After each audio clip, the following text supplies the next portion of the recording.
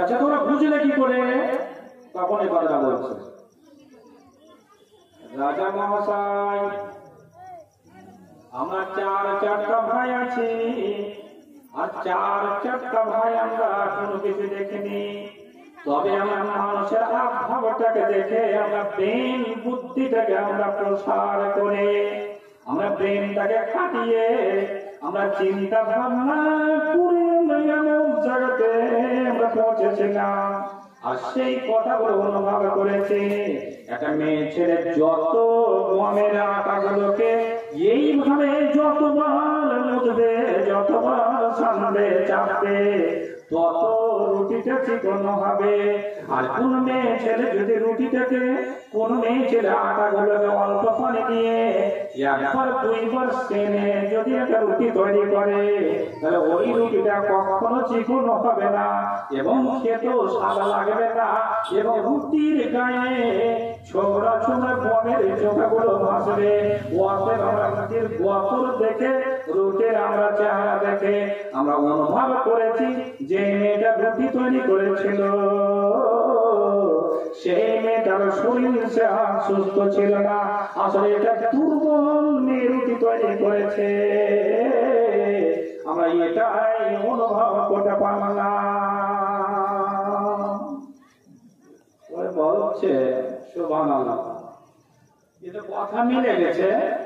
তো চট করে 10 বছরের কথা বলছে যে আর একটা যে কথা বলেছিলেন, সত্যি কথা বলতো যে কুত্তির নাকি দুধ পান করে যায় ছাগলটা। তো আমাকে যে একটা তোমরা কথা বলেছিলে যে আমার দোষ আব্বাটা যাওরা, কি বলেছিল একটা ভাই লক করে বলেছিল, দোষ আব্বা আপনিও যাওরা আছেন। রাগ উঠে গেছে, ওর মাকে গিয়ে গোপন ভাবে বলছে, মা একটা কথা জিজ্ঞেস করবো, মা সত্যি করে বলবেন। কি মা? কাউকে বলবো না, কানে কানে কথা বলবো। কি ব্যাটা?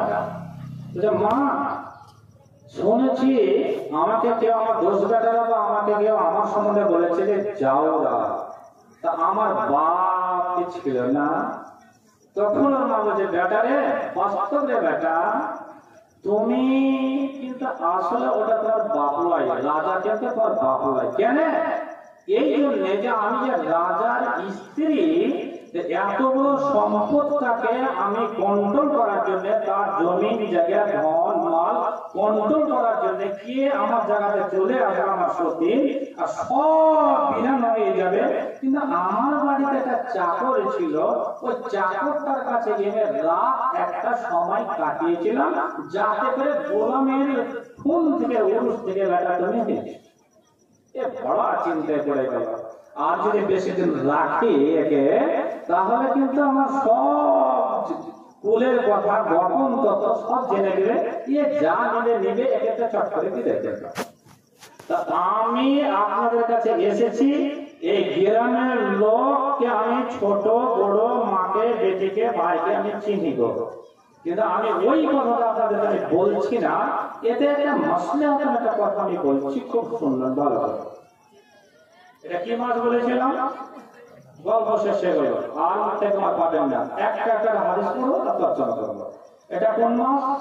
মাহে রমজানুল মুবারক। এটা হচ্ছে রমজানুল মুবারক মাস। আল্লাহর নবী রমজান মাসের শুরুতে আর শাবান মাসের শেষে, দেখেন শাবান মাসের শেষে আর রমজান মাসের শুরুতে আল্লাহ নবী একটা বক্তব্য দিয়েছিলেন। কি বক্তব্য দিয়েছিলেন? আমাদের দেশে আলেমেরা বক্তব্য দেন। বক্তব্য কি দিয়েছিলেন? শুনুন।